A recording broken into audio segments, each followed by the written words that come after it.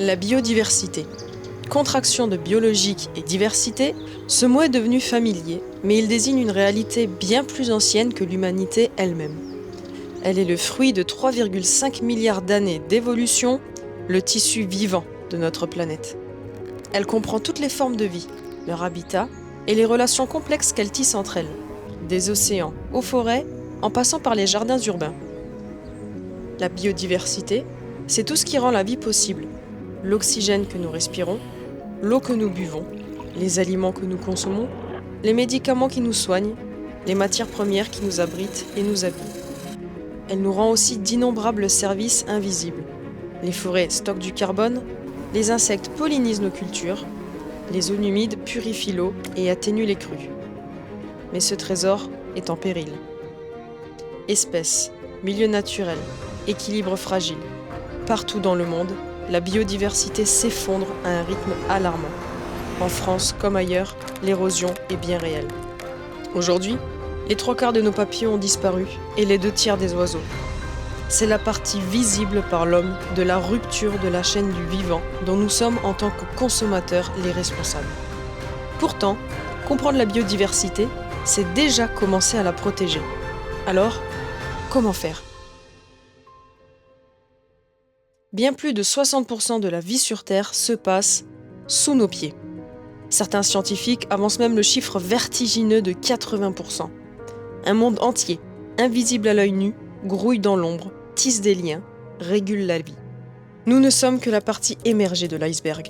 À la surface, l'illusion du visible. En profondeur, l'essentiel. Le sol, vivant, complexe, indispensable. Et pourtant si peu connu.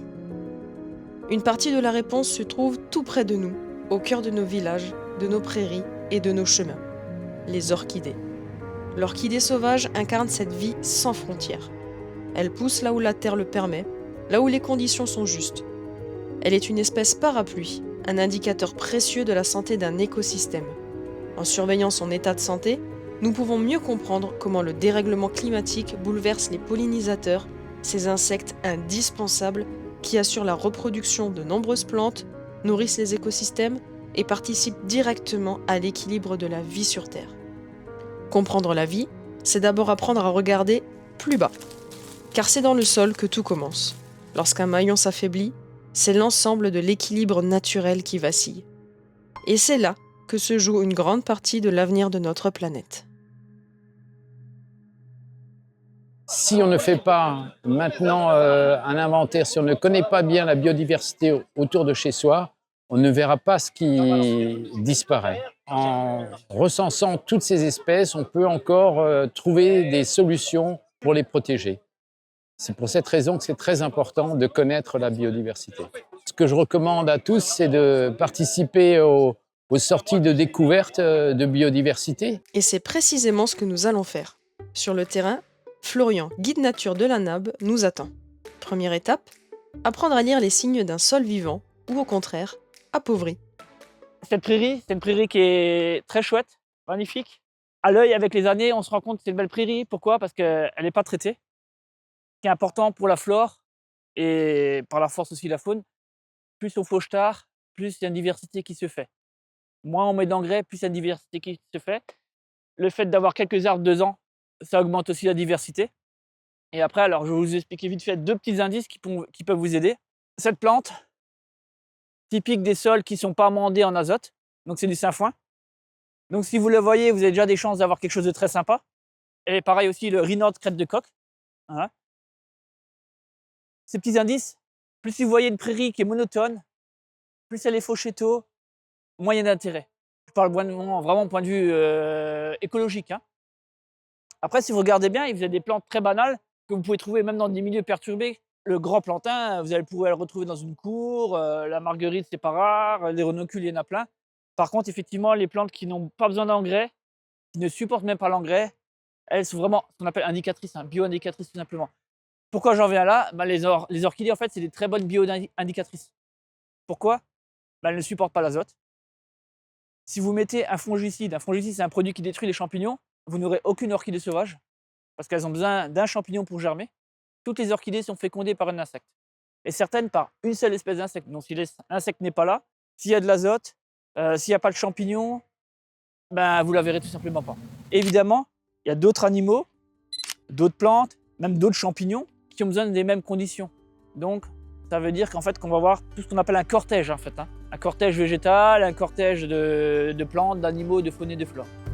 Comme nous venons de le voir, toutes les orchidées dépendent d'un champignon souterrain spécifique pour pouvoir germer. Par la suite, l'orchidée trompe l'insecte pollinisateur en l'attirant grâce à un mimétisme très précis, qu'il soit visuel, chimique ou les deux à la fois. L'insecte, dupé, se pose sur la fleur et récupère involontairement du pollen. En se rendant ensuite sur une autre orchidée, il dépose ce pollen, permettant ainsi la fécondation croisée. L'orchidée utilise donc l'insecte comme un taxi pour se reproduire. La région du Steinhardt dans laquelle nous nous trouvons présente un pourcentage particulièrement élevé de terres encore naturelles. Ces espaces sont bien plus nombreux ici que dans la majorité des autres régions françaises. Plusieurs facteurs expliquent cette situation. L'absence de remembrement trop agressif dans certains villages a permis de conserver un mixte entre culture et haies. Une faible fertilité de certains sols, en lien avec le substrat de muschelkalk à fleur de sol, aussi appelé calcaire coquillé, et le combiné d'un relief vallonné ainsi que les résurgences humides naturelles qui constituent un frein majeur à la mécanisation agricole. Ces contraintes ont permis de préserver une partie de la flore locale, en particulier certaines orchidées qui ont disparu des zones labourées ailleurs. Car rappelons-le, un seul passage de lisier peut, à lui seul, faire disparaître jusqu'à 90% des orchidées présentes sur un terrain, sans compter les engrais chimiques et les produits de traitement. Dans les années 70, on a fait le choix de sélectionner des graines uniquement pour leur rendement, des variétés qui répondaient parfaitement aux engrais chimiques sans tenir compte des autres facteurs de leur environnement. Ce choix, présenté comme une avancée, s'est révélé être une erreur stratégique majeure, à usage unique, appliquée partout et sans discernement. Elle a entraîné une utilisation massive et incontrôlée de produits phytosanitaires, herbicides, insecticides, fongicides, dont les effets combinés nous empoisonnent lentement mais sûrement. On a privilégié le profit immédiat et le confort à court terme au détriment de la nature qui nous nourrit depuis toujours. Ce modèle a appauvri la diversité génétique des plantes et des animaux que nous consommons, réduit à quelques variétés sélectionnées pour leur performance au mépris de la résilience et de la richesse du vivant. En favorisant uniquement les espèces les plus rentables, on a affaibli notre environnement en détruisant peu à peu le socle même de la vie, la diversité. Ça c'est, on appelle ça les carabes, ça c'est un prédateur de la limace. Et à force de mettre l'antilimace dans les champs, on démolit ces bestioles-là. Aujourd'hui, certains commencent à mesurer les conséquences de ces choix, mais nous sommes encore loin d'en avoir pris pleinement conscience. Il y a quelques minutes, nous avons parlé du fauchage tardif. En quoi est-ce que c'est important ? Ça permet à beaucoup de plantes, d'animaux et d'insectes de faire leur cycle de végétation. Ces plantes, là vous avez orchis pourpre, les orchis mâles, si vous fauchez actuellement, elles n'auront pas eu le temps de faire des graines et pas eu le temps de refaire leur réserve souterraine. Elles vont peut-être refleurir l'année d'après, mais au bout d'un moment, elles auront épuisé et elles vont forcément disparaître tôt ou tard. Si vous fauchez plus tard, vous avez forcément une plus grande variété de plantes. Après, évidemment, ça dépend aussi du terrain. Et ce qui peut être intéressant des fois, c'est de laisser un petit bout qui n'est pas fauché chaque année. Pas besoin de faire une surface très grande, mais ça peut servir de refuge pour les plantes, pour les graines, pour les insectes, et d'alterner. Mais de manière générale, un fauchage en avril, de toute façon, ne peut pas être bon. L'exception qu'il peut y avoir dans le milieu agricole, c'est quand c'est envahi de renoncules. Là, effectivement, il faut faire quelque chose. C'est plutôt sur un terrain humide. Là, on n'est pas en terrain humide. Plus le fauchage est tardif, plus il y a de diversité. Si c'est une pâture extensive, il y a encore plus de diversité, parce que les animaux vont brouter de manière différente à différents endroits, donc créer des milieux différents. La grande règle, en France, toutes les orchidées, en France métropolitaine, ont les nervures des feuilles parallèles, sauf une exception, la gaudière rampante. Les orchidées n'aiment pas l'azote. Il y a une exception, c'est une orchidée corse qui aime l'azote. Donc il y a toujours une exception pour bien montrer que il faut retenir l'exception, il faut faire travailler la mémoire. Les fleurs ont ce qu'on appelle des pétales, des sépales. Pour les orchidées, il y a 3 pétales, 3 sépales. En général, les 3 sépales sont assez banales. Et il y a toujours un pétale qui est transformé, qu'on appelle le labelle. Et le labelle qui est transformé, c'est lui qui fait un peu cette caractéristique des fleurs d'orchidée. Ici, si vous regardez le label transformé, c'est le petit machin vert qui pend. Et vous regardez aussi dans le casque, vous allez voir 2 petites boules jaunes. Ces 2 petites boules jaunes, c'est une caractéristique des orchidées. C'est le pollen, il est aggloméré en 2 pollinies. Parce que pour le transport d'insectes, les orchidées font ce qu'on appelle des pollinies qui collent. Elles ne font pas de la poudre. Bon, vous regardez le pissenlit, quand vous voyez les insectes dessus, ils sont pleins de poudre jaune. Parce que le pissenlit fait de la poudre. Les orchidées, elles font tous les œufs dans 2 paniers. Parce qu'il y a toujours 2 pollinies. Donc si vous voyez une plante qui a 2 pollinies, qui a des nervures parallèles, qui a à peu près 6 pièces florales, dont une qui a une forme bizarre, vous avez de fortes chances d'être face à une orchidée. Et vous avez les feuilles qui démarrent en septembre. Elle fait toute la végétation pendant l'hiver. La fleur arrive au printemps et après, il n'y a plus rien. C'est une adaptation au système méditerranéen. Il y a d'autres orchidées qui ont une adaptation au système, on va dire, nordique. Celle qu'on va voir, par exemple, elles poussent au printemps, comme l'immense majorité des plantes qu'on connaît. Elles font les feuilles, les fleurs, et après, elles fanent. La mauvaise saison, c'est l'hiver. Et c'est assez utile parce que vous avez plein d'autres plantes qui ont un peu les mêmes schémas d'adaptation. Donc ça vous permet de voir comment fonctionne, d'où peut venir cette plante et pourquoi elle pousse dans tel milieu et pas dans tel autre milieu. Il faut savoir que malgré tout, une pessière, c'est un milieu perturbé. Ce n'est pas le milieu naturel de ces plantes, mais le sol est très sain. Le sol est très très riche en calcaire. Elle n'a pas été traitée en produits, donc forcément, avec le temps, la nature revient doucement, mais elle revient. Certaines espèces s'adaptent à des milieux perturbés et sont plus tolérantes que d'autres. Elles peuvent s'auto-polliniser ou peuvent faire appel à une diversité de pollinisateurs comme les épipactis ou les listères. Mais pour d'autres, la survie est bien plus fragile. D'ailleurs, dans la grande famille des orchidées, on retrouve plusieurs genres: orchis, ophrys, céphalanthères, épipactis, listères ou platentaires. Quelles sont leurs différences ? Ces noms désignent simplement différents groupes d'orchidées, chacun avec ses propres formes de fleurs, habitats et stratégies de pollinisation. Certaines espèces, que nous allons découvrir, parmi ces genres sont beaucoup plus sensibles que d'autres, notamment les ophrys, car elles dépendent souvent d'un seul insecte pollinisateur.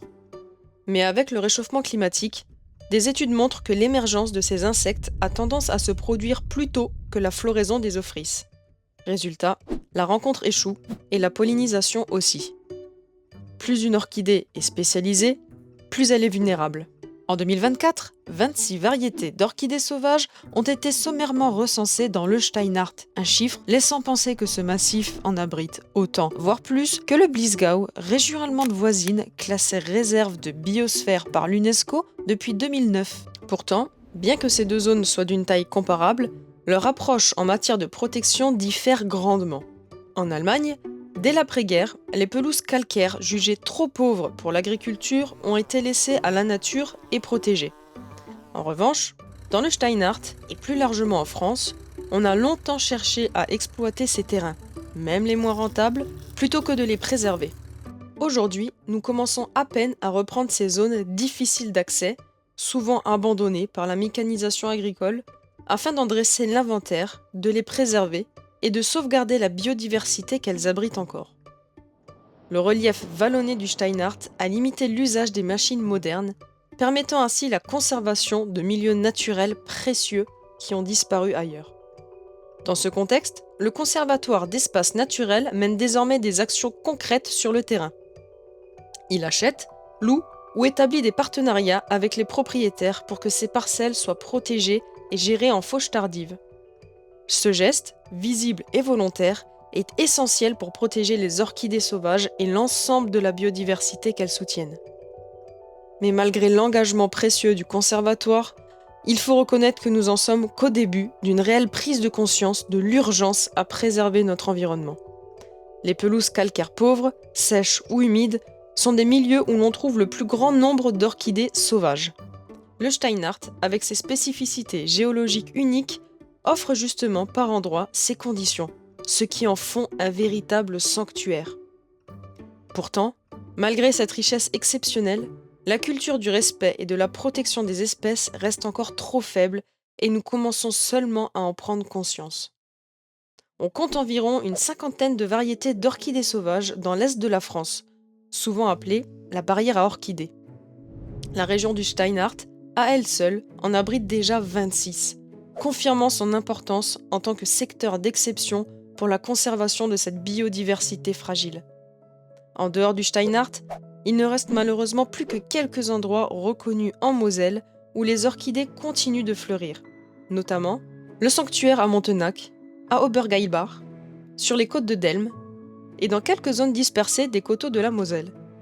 Ainsi, avec un total de 4663 hectares consacrés à des milieux naturels et semi-naturels, plus de la moitié du Steinhardt est dédiée à la nature. Cette répartition souligne l'importance de la préservation des paysages et des écosystèmes dans l'aménagement de ce territoire et dans celui des autres régions pour assurer un équilibre durable entre activité humaine et nature. Un seul pollinisateur, un sol spécifique, un champignon indispensable, le moindre déséquilibre peut faire basculer cet équilibre fragile vers l'extinction. Il faut la protéger parce que cette biodiversité est en train de disparaître. Elle disparaît par suite du changement climatique que tout le monde peut constater autour de soi, par suite de l'urbanisation des sols, par le paysage urbain, par les industries, par les routes et par aussi les produits chimiques. Aujourd'hui, j'aurais bien forcément envie de faire beaucoup plus de choses dans mon boulot, mais travailler seul, c'est pas évident. Et il y aurait beaucoup de choses à faire concernant le respect de l'environnement. Et ça, c'est un gros problème qu'on rencontre aujourd'hui de plus en plus dans nos forêts et dans nos paysages. Déchets sauvages, c'est ce que je vais rencontrer le plus au niveau des forêts. Du brûlage au niveau des arbres, le non-respect des végétations. Donc ça, j'en rencontre de plus en plus. C'est bien dommage. Et ils sont dus aussi à un problème d'ordures ménagères, qui ni plus ni moins que ça. C'est les réflexions que je reçois.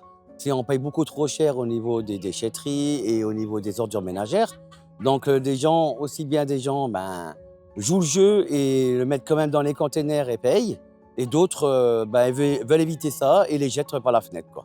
Et donc c'est ce qui fait que de jour on rencontre des pneus, donc plein de plastique et plein de sacs de déchets dans nos forêts. Et ça devient vraiment de plus en plus récurrent et vraiment pénible. Pour bien protéger les espèces, en plus de les connaître, de savoir où elles se trouvent, les actions citoyennes sont de première importance. C'est important de bien voter, de voter des personnes qui vont s'engager pour défendre la biodiversité. Tous les élus n'ont pas le même souci de l'environnement et de notre avenir. Ensuite, au niveau de nos comportements, on peut aussi voter en achetant les produits. Quand vous mangez des produits, quand vous achetez des produits, il faut faire attention à leur origine. Comment ils ont été produits, avec quelle matière ils ont été faits. S'ils ont été produits proches de chez vous, tous ces achats réfléchis sur l'origine et sur les matières vont vous inciter à préserver l'environnement et auront moins d'impact. Donc c'est la céphalanthère à grandes fleurs ou céphalanthère pâle. En nom latin, Cephalanthera damascenium, de Damas. C'est une adaptation plutôt nordique. En fait, c'est une plante qui est sortie de terre il y a même pas un mois. Si vous regardez, il n'y a pas de rosette. Alors quand vous verrez plus tard d'autres orchidées, vous verrez que les feuilles sont vieilles. Elles sont sorties en septembre-octobre. Donc elles ont vécu plusieurs mois. Et elles ont été soumises à l'hiver, aux intempéries, au vent, au gel. Celle-là n'a quasiment pas connu de gel, je pense même pas. Et donc là, on voit qu'elle est encore en train de sortir. Elle est même plus tardive que le muguet. Les trois sépales, donc c'est les parties externes, les trois pétales à l'intérieur. Et là, le label, vous voyez bien, le label, il est jaune. Et à l'intérieur, vous pouvez voir ici les deux pollinies. C'est une fleur qui ne sera jamais plus ouverte que ça. Par moments, elle reste même quasiment fermée. Parce qu'elle est plutôt en forêt, on va dire, mature. Donc une forêt bien installée, plutôt sombre du coup. Et en fait, elle caractérise la hêtraie qu'on appelle la hêtraie acéphalanthère. Dans les livres des agents de l'ONF, il y a la hêtraie acéphalanthère. Et pour connaître la hêtraie acéphalanthère, il faut du hêtre l'acéphalanthère. Et on sait automatiquement que le sol, il est calcaire. Parce que les orchidées, c'est des plantes aussi, je ne l'ai pas dit, mais c'est évident, elles sont vivaces. Vivaces, ça veut dire quoi? Qu'elles vivent plusieurs années. Et toutes les orchidées, aucune ne fait de fleurs la première année, évidemment. Je crois que parmi les plus précoces, ça a 2-3 ans. Et encore, c'est vraiment l'exception. Mais c'est normal quelque part parce qu'elles poussent dans des milieux pauvres. Donc quand on pousse dans un milieu pauvre, on ne pousse pas très vite. C'est la même chose pour les animaux. Je regarde le désert, etc. ou dans les océans, loin des côtes, bah, tout va lentement. Ou dans les grands fonds, tout va lentement parce qu'il y a moins de nourriture, tout simplement, les milieux moins riches. Et vous en avez une qui est beaucoup plus rare, c'est la céphalanthère rouge, qui a une grande fleur rouge vif. Et pourquoi je vous en parle? Parce qu'il y en a dans le coin, un gros misastrophe. Par contre, attention, la céphalanthère rouge, la station, c'est 4-5 pieds. Sur une surface assez grande, 4-5 pieds, et ça fait 30 ans que c'est comme ça. Il y a des espèces qui vivent en grands groupes, et d'autres, c'est 3-4 pieds. Les écosystèmes, s'ils sont altérés par le changement climatique, peuvent à leur tour l'aggraver ou le freiner. Par exemple, les haies et les forêts bien gérées agissent comme un puits de carbone, tandis que le dégel du permafrost libère du carbone et du méthane. La santé des milieux naturels est donc essentielle pour limiter les gaz à effet de serre. Au cœur de nombreuses politiques publiques, aujourd'hui en France, des actions sont menées pour protéger ces milieux. Plans d'action pour les espèces, parcs régionaux, réserves, sites Natura 2000, réglementations environnementales et bien d'autres. Mais la préservation de ces milieux ne dépend pas uniquement des grandes politiques. Elle commence aussi chez nous, à petite échelle.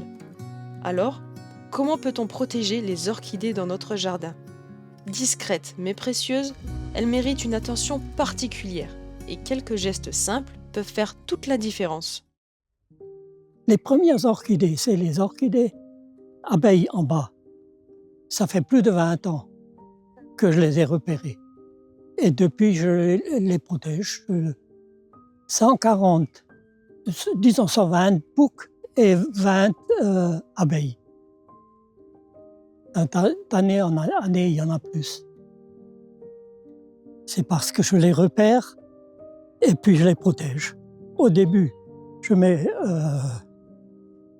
Oula, il n'y en a pas, elles sont tellement hautes, je n'ai plus besoin. Je mets des piquets.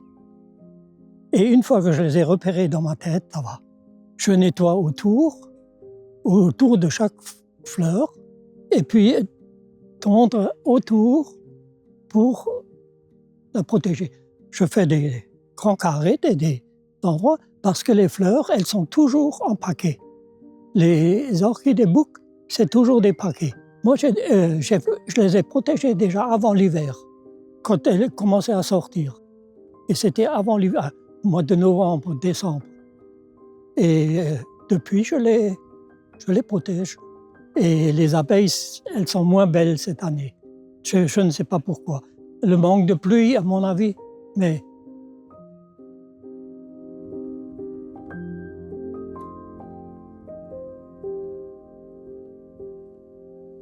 Je suis garde champêtre-chef dans la commune de Tain depuis 2014. Actuellement, il y a beaucoup de communes qui ont une police municipale. La mairie de Tain a préféré faire le choix d'un garde champêtre. Moi, je fais exactement le même boulot en sachant la police urbaine, plus police des forêts, police de la chasse, police des eaux et l'environnement, quoi, simplement. Je vais privilégier forcément le respect de nos forêts, de nos chemins non véhiculés. On embête nos espèces qui se reproduisent.